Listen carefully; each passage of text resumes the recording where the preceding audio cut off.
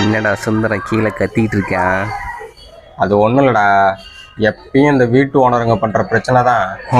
எப்போ பார்த்தாலும் அவனுங்க வைக்கிறதா சட்டம். அவனை விடுறான், எப்போ அப்படித்தான். ஒரு வாரமாக டாய்லெட் அடப்பு மச்சான்.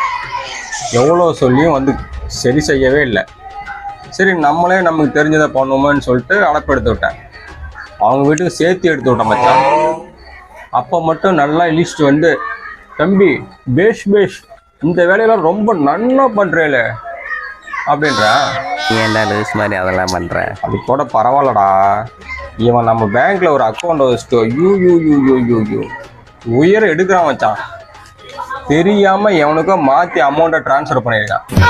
அதுக்கு ரிவர்ஸ் பண்ணி தர சொல்லி நம்மகிட்ட ஹெல்ப்னு வந்தான். உனக்கே தெரியும், எனக்கும் அந்த மேனேஜருக்கும் ஆகவே ஆகாது. நான் எவ்வளோ சொன்னாலும் அந்த மேனேஜர் பண்ணவே மாட்டேங்கிறான். அதுக்கு இவன் என்ன தெரியுமா சொல்கிறான், தம்பி இப்போவாச்சும் தெரிஞ்சுக்கோங்க, உங்களுக்கு எந்த வேலை நல்லா வரும்ன்ட்டு. உங்களுக்குலாம் பேங்க் மேனேஜர் வேலை செட்டே ஆகாது அப்படின்றான். அட கொய்யாயில. அதுக்கு தான் கீழே சண்டை போ. யோ, நான் பேங்க் மேனேஜர் இல்லையா கூமுட்டை, நான் அக்கௌண்டன்ட்னு சொல்லிட்டேன். அடுத்து அவனை கக்கூஸ் கழுவு தான் லாக்கின்னு சொல்கிறான். விடுமச்சான், அதுதான் நம்ம நல்லா பண்ணுறோன்னு பாராட்டிட்டானே.